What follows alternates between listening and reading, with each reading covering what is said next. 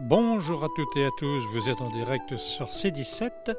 Nous sommes toujours dans le Bordelais, plus précisément sur le village de Castelmoron d'Albret. Ce village est situé dans le département de la Gironde. C'est la commune la moins étendue de France, avec seulement 3,54 hectares, soit moins que la surface de la place Charles de Gaulle à Paris. Ce village est perché sur un éperon rocheux. C'est un village fortifié, plein de charme. On pourra y admirer la beauté de l'église Sainte-Catherine et Notre-Dame, une tour de l'ancien château, des mangeoires à chevaux et bien d'autres choses encore. Nous vous proposons de retrouver Monsieur le maire de ce beau village. Donc ici, vous êtes dans la salle du conseil municipal, qui est une ancienne salle de classe. Cette salle était occupée par les petits. Et vous avez deux sujets qui ont trait à la salle de classe, c'est l'armoire qui est ici et l'ancienne salle où les élèves rangeaient leurs cahiers et livres. Et vous avez ici le bureau de la maîtresse ou du maître. Voilà. Les écoles ont fermé dans les années 80 ici. Alors, les choses importantes, vous avez ici l'emblème de Castelmoron d'Albret, le blason de la ville de Castelmoron, du village de Castelmoron. Ce village, au Moyen-Âge, était géré par les évêchés, bien sûr. Nous appartenions au duché de Bazas, qui est assez loin d'ici, mais toute cette contrée, ça appartenait au duc de Duras, qui s'appelait Rudel. Ce duc de Duras était marié avec une descendante des Albret. Il est décédé, et donc, par voie de conséquence, son territoire est tombé dans l'escarcelle des Albret, qui était, depuis les Pyrénées-Atlantiques à la vallée d'Aspe, jusqu'aux portes de Libourne, donc, est devenu la Gascogne. C'est une terre gasconne en Guyenne. Et ici, vous avez le blason de Castelmoron qui symbolise un petit peu l'influence des Albret. Vous avez 3 tours, 2 murs et la salamandre. Au-dessus, vous avez les 2 fleurs de lys qui correspondent à la royauté. Vous avez l'étoile, qui est un signe héraldique qu'on retrouve sur beaucoup de blasons, qui représente l'influence des Albret du nord au sud, de l'est à l'ouest et en diagonale. La tour du milieu, ça représente Nérac, où était le château des Albret. Ici, vous avez Casteljaloux, qui est dans Lot-et-Garonne, qui appartenait également aux Albret. Là, Tartas, qui était dans les Landes, qui était également un territoire appartenant aux Albret. Les 2 murs, le premier mur, c'est l'Abrite, qui est dans les Landes, c'est le lieu où sont nés les Albret. C'est le berceau des Albret. Et ici, le deuxième mur, c'est Castelmoron d'Albret. Et le serpent symbolise la rivière qui est en bas, c'est le Ségur. La rivière qui passe en dessous Castelmoron. Voilà la signification du blason de Castelmoron d'Albret. Et deuxième chose importante ici, c'est la photographie de Castelmoron d'Albret. Sur le plan géographique, Castelmoron d'Albret est le plus petit village de France. Pourquoi c'est le plus petit village de France? C'était très étendu puisque, je vous l'ai dit, c'était la contrée, on était géré par la duché de Bazas, donc ça allait jusqu'à Bazas, mais à la Révolution française, le député qui a été élu à Castelmoron s'est disputé avec Robespierre, enfin, il n'était pas d'accord. Robespierre, par mesure de rétention, lorsqu'il a fondé les communes, nous a laissé uniquement le rocher, il nous a supprimé toutes les terres. Et nous sommes devenus le plus petit village, la plus petite commune de France. Alors, vous l'avez ici en photographie, vous suivez exactement le pourtour des toitures et vous avez la limite géographique de Castelmoron. C'est uniquement ce pâté de maisons. Lorsque vous arrivez dans cette rue principale, la route qui est ici, vous êtes remonté par la rue principale, ici, et là, nous sommes là, la mairie est ici. Ces maisons ici, toutes ces maisons que vous avez sur la gauche, lorsque vous montez à Castelmoron, c'est Castelmoron d'Albret. Les maisons de droite, c'est Saint-Martin-du-Puy. Le milieu de la route fait la frontière entre les 2 villages. Vous avez 3 villages autour de Castelmoron, Saint-Martin-du-Puy, au-dessus c'est Rimont, et à gauche c'est Caumont. Territorialement, nous faisons 3 hectares 180, c'est-à-dire l'équivalent de 2 terrains de football, à peu près. Voilà. Si vous le voulez bien, on va descendre maintenant aux prisons, qui sont une des curiosités du village et qui ont beaucoup de succès lors des visites. Alors attention en descendant, parce que c'est un petit peu noir.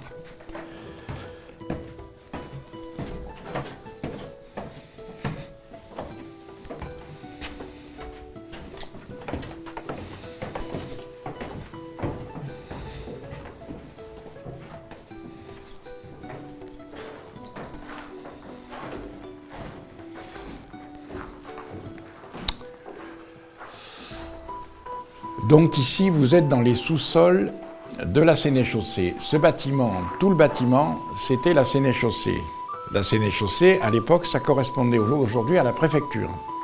Et elle était habitée par un sénéchal qui, lui, était donc l'équivalent du préfet d'aujourd'hui de la République. Le sénéchal représentait les intérêts du roi dans les territoires des ducs ou des comtes qui possédaient ces territoires.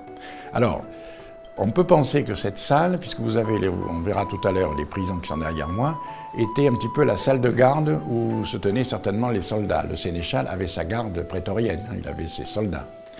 Il y avait même un tribunal. Ce qui est important dans cette salle, c'est que vous avez à vos pieds le rocher. C'est important sur le plan géographique, la constitution du village. Ce village était un village troglodyte, c'est-à-dire c'était des maisons sur un piton qui étaient en terre et en bois. Au fil du temps, ça s'est construit, bien sûr. Vous êtes ici dans le centre des constructions du Moyen-Âge. Et tout le village est construit sur ce rocher. Et en dessous de ce rocher, il y a de l'eau. Pourquoi? Parce que lorsque nos anciens, lorsqu'ils s'implantaient quelque part, ils faisaient attention au climat. Contrairement à aujourd'hui, où on construit dans des zones quelquefois interdites, là, ils se protégeaient du mauvais temps. Et lorsqu'on vient de Sauveterre, lorsqu'on descend sur Castelmoron, on est dans une vallée, une petite vallée. On est certes sur un rocher, mais on est protégé de l'ouest par ce plateau qui nous protège à la fois des grands vents et surtout des pluies. Et ce plateau, donc, toute l'infiltration des eaux viennent sous Castelmoron et pas sous le rocher, c'est plein de cavernes. L'eau que vous voyez couler en dessous, c'est le trop-plein des puits. Il y avait 4 puits à Castelmoron qui sont très profonds, qui descendaient jusqu'au niveau de la rivière du Ségur et qui servaient. On n'a pas eu la guerre de 100 ans ici, mais on a eu des révoltes paysannes importantes. C'était un pays pauvre et surtout les guerres de religion. Le village a été brûlé et démoli plusieurs fois.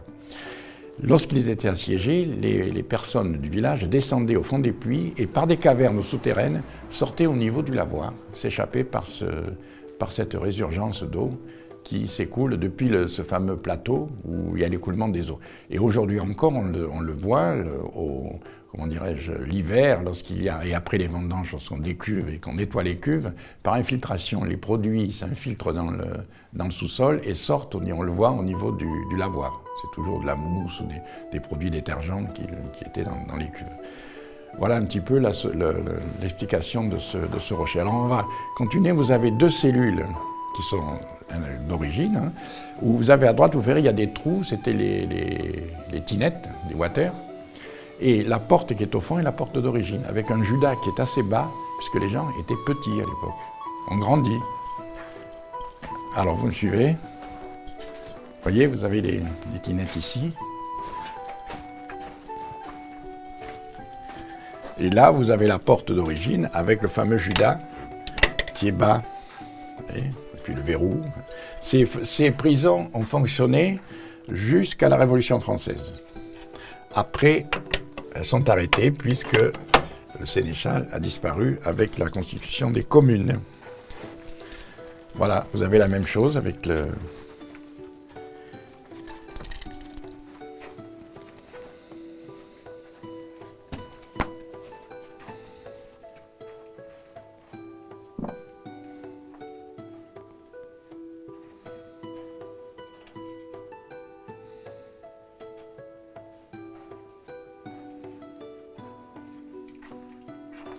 Et ici, on va remonter par les escaliers d'origine, qui sont beaucoup moins sympathiques que les escaliers en bois où vous êtes descendu, qui n'existaient pas d'ailleurs. Tout se faisait par ces escaliers. Alors, vous me suivez, on va remonter par là.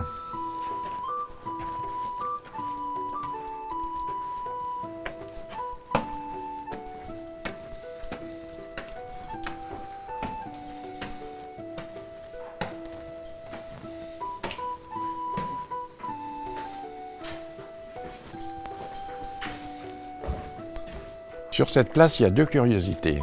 D'une part, cette maison.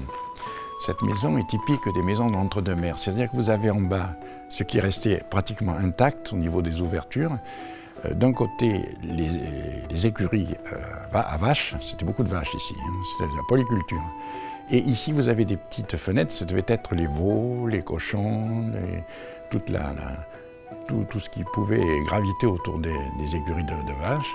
Et au-dessus, c'était l'habitation. Pourquoi? Parce que c'est un pays qui était très froid, très pauvre et très froid. Et il se chauffait avec les animaux qui étaient en dessous. Ici, sur cette maison, vous avez une grille, un imposte. Là, cet imposte est dû soit à Charlus, soit à ses élèves. Charlus était un ferronnier très célèbre à La Réole.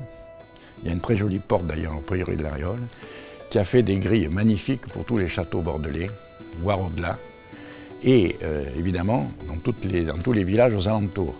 Et ici à Castelmoron, il y a 3 grilles qui sont dues soit à Charlus lui-même, soit à des élèves de Charlus, mais qui correspondent à cette époque-là, c'est-à-dire le XVIIIe.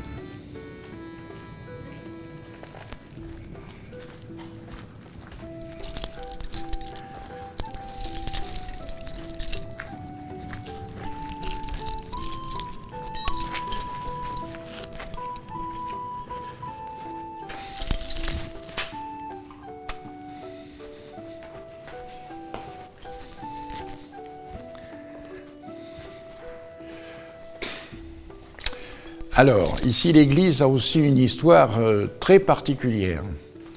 D'abord, au Moyen-Âge, c'était une simple chapelle qui avait à peu près le transept du milieu. Grosso modo, c'était la chapelle. C'était assez modeste. Parce que Castelmoron, avant l'arrivée des protestants, il y avait des nonnes, des sœurs. Ces sœurs, à l'arrivée des protestants, ont disparu, sont parties de la nature. Et tout a périclité au niveau de la religion catholique. C'est à cette époque que s'est construit le temple que vous verrez après. Mais cette chapelle est restée. Et à la Restauration, le roi Charles X a voulu aller à Montségur. Il s'est trompé avec toute sa caravane, ses chariots. Quand la course se déplaçait, c'était assez important. Et ils sont arrivés en bas de Castelmoron, au moulin qui est en bas, et sont montés dans le village, croyant y arriver à Montségur, par la rue que je vous montrais tout à l'heure, qui est assez pentue, qui est assez rude, et ils étaient fatigués. Son page ou ses pages leur ont dit « Allez vous reposer ». Et il est venu dans la chapelle, se reposer, en attendant que tout se mette en place avec sa cour. Le maire de l'époque, il y avait déjà un maire à Castelmoron, puisque la Révolution était passée, et il a su que le roi était là. Il a voulu lui offrir, bien sûr, lui donner tous les honneurs dus à son rang. Donc il lui a fait un banquet, il a été reçu par les enfants, avec des bouquets, un bon repas, etc. Et pour les remercier, l'année d'après, il leur a envoyé 500 francs. Avec ces 500 francs, ils ont fait l'église telle qu'elle est aujourd'hui, les 2 transepts que vous voyez de part et d'autre de la chapelle, qui a été livrée, c'est marqué là-haut, en 1872 sur le tympan, telle qu'elle est aujourd'hui. Alors on trouve en Entre-deux-Mers, vous allez venir avec moi, on trouve en Entre-deux-Mers beaucoup de ces petites chapelles romanes. Toutes ces chapelles ont été construites pour beaucoup, voire la totalité, par des compagnons du Tour de France. À l'époque, chacun passait et mettait, comme on dit, sa pierre à l'édifice. Or, dans toutes ces chapelles, on trouve chaque fois une marque du passage des compagnons du Tour de France. Par exemple, à Castelvielle, tout près d'ici, il y a sur le jubé de la porte d'entrée, il y a une une chaîne d'union, ce qu'on appelle, c'est-à-dire des personnages qui se donnent la main, qui est splendide. C'est une très très belle réalisation de la part des compagnons du Tour de France. Ici, on a cherché ce qui pouvait ressembler à un passage des compagnons, et on a peut-être trouvé au niveau c'est pas très vieux, c'est du XVIIIe aussi, au niveau du rétable qui est ici, où il y a deux symboles forts du compagnon du Tour de France. C'est l'oiseau que vous voyez en bas, qui est le pélican, qui est le symbole du don de soi, c'est-à-dire l'oiseau qui perce son ventre et qui donne à manger à ses enfants.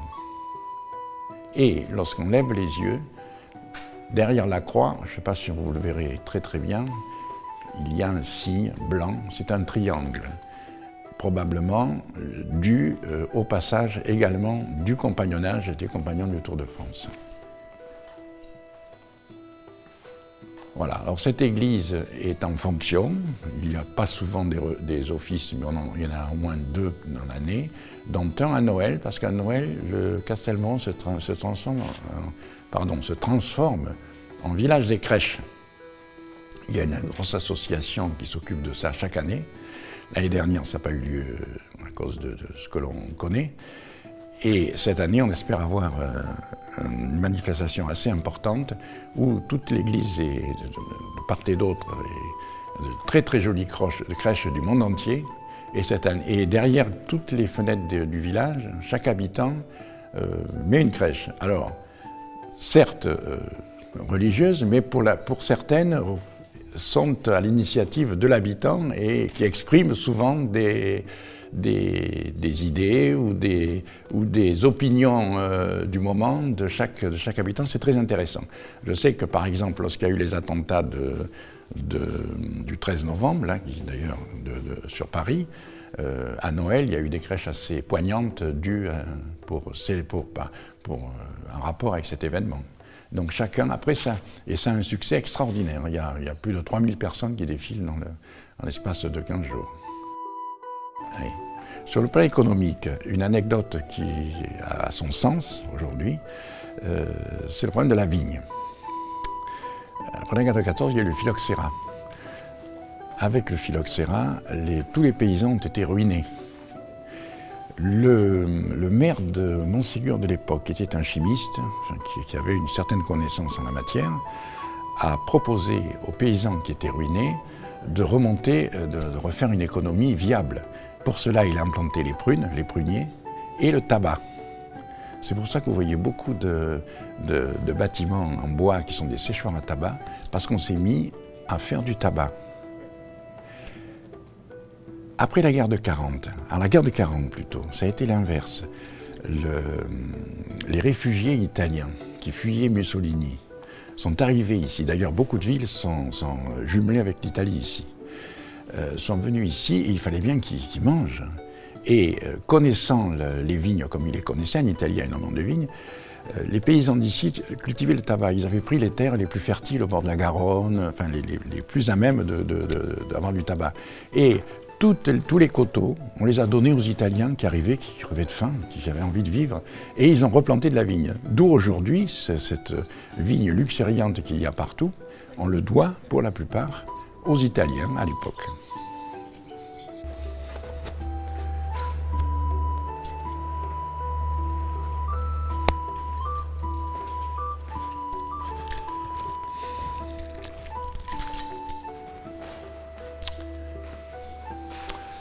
Voilà, alors ici vous êtes dans le temple protestant qui a été offert par Jeanne d'Albret lors de son 2e passage. Jeanne d'Albret est venue 2 fois à Castelmoron et elle appelait les gens de Castelmoron ses enfants.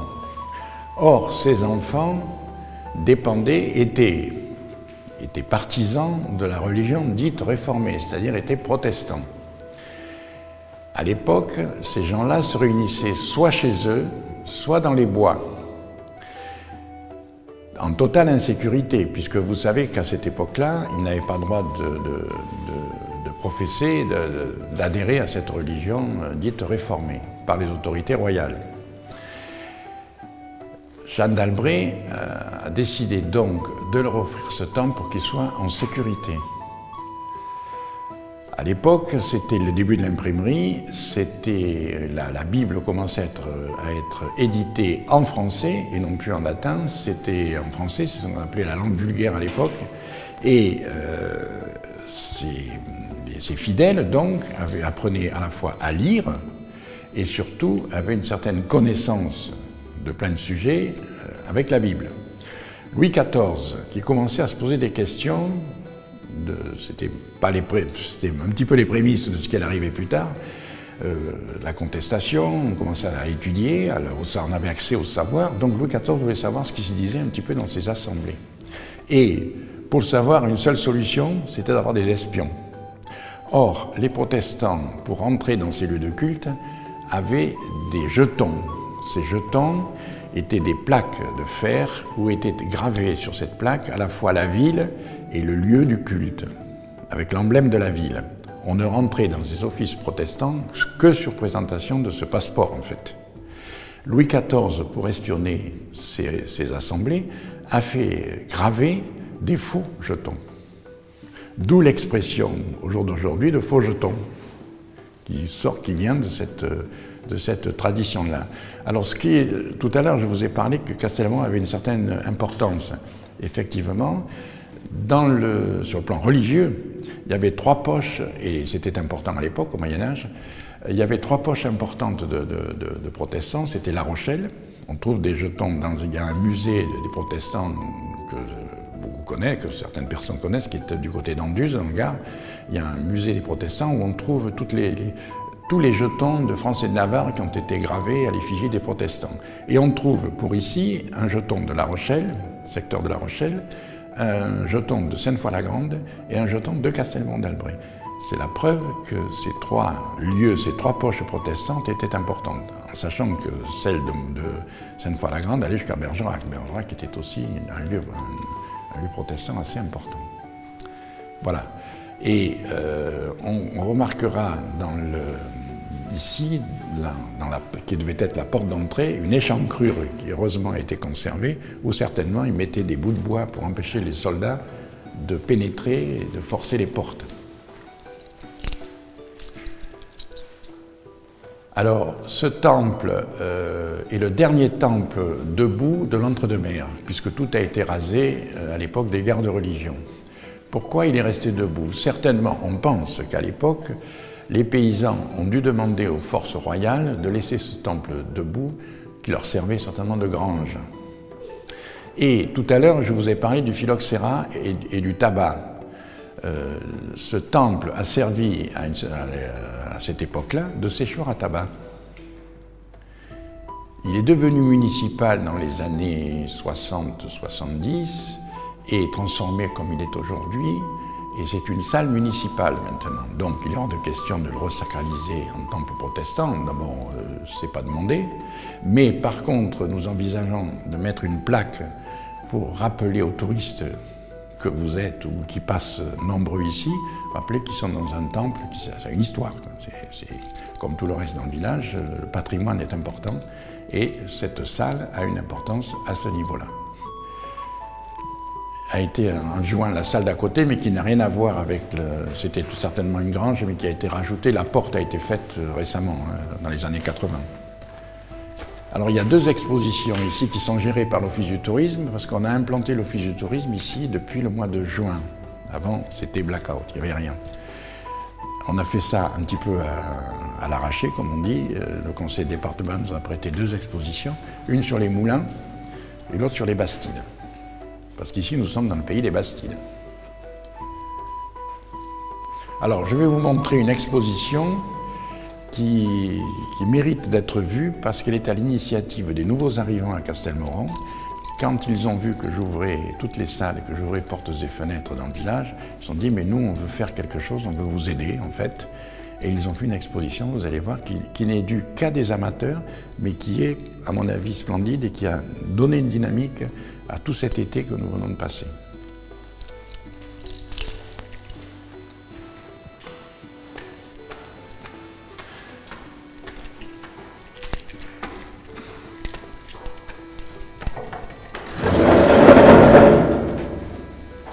Parce que c'est ouvert que l'après-midi là-haut, alors on ferme aussi.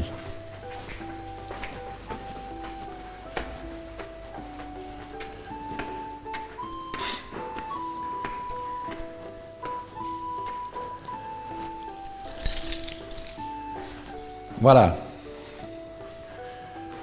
Tous ces objets, tableaux et objets divers, sont dus à des artistes amateurs du secteur, depuis Saint-Macaire, Montségur, etc. Notamment, ces tableaux ronds là, que vous voyez, c'est une dame qui vient d'aménager à Castelmoron qui fait ça.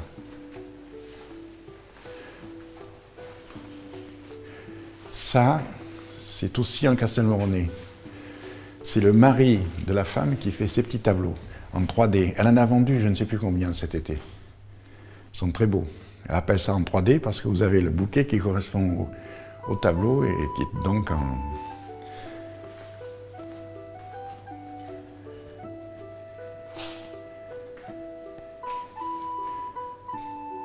Voilà, tout ça, ce sont des... Alors, la dame qui expose les statues est un peu connue quand même. Hein, elle est de Saint-Macaire.